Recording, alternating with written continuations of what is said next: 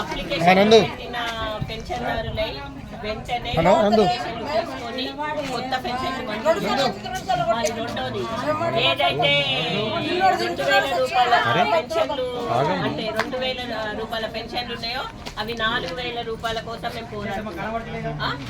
వికలాంగులకి 6,000 రూపాయలు, మొత్తము అంగవైకల్యం అంటే బెడ్ మీద ఉన్న వికలాంగుడికి 15,000 రూపాయల పెన్షన్, 26 పాయింట్లు.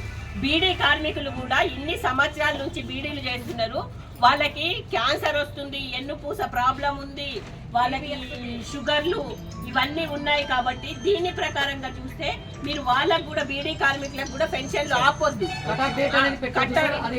అది తీసేయాలి.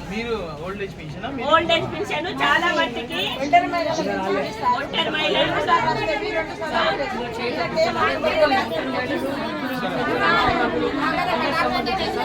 అందరికీ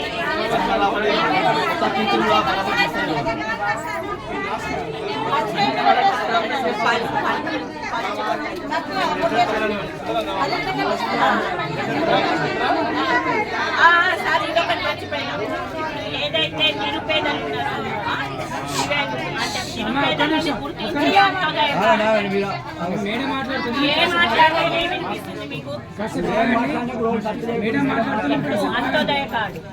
అంత్యోదయ కార్డు కూడా ఖచ్చితంగా నిరుపేదలను ఎంక్వైరీ చేసి అంత్యోదయ కార్డు ఇవ్వాలి. మరి ఇండ్ల స్థలాల కోసము మీరు 5 లక్షల ఇల్లు కట్టుకోమని 5 లక్షల లోన్ ఇస్తున్నారు. ఇంద్రమ్మ 5 లక్షల లోన్ ఇచ్చినప్పుడు అసలు అది ఉన్నోడికే వస్తుంది కానీ నిరుపేదలకి ఎవరికి కూడా రాలేదు. కాబట్టి దీన్ని కూడా మీరు దృష్టిలో పెట్టుకోండి సార్.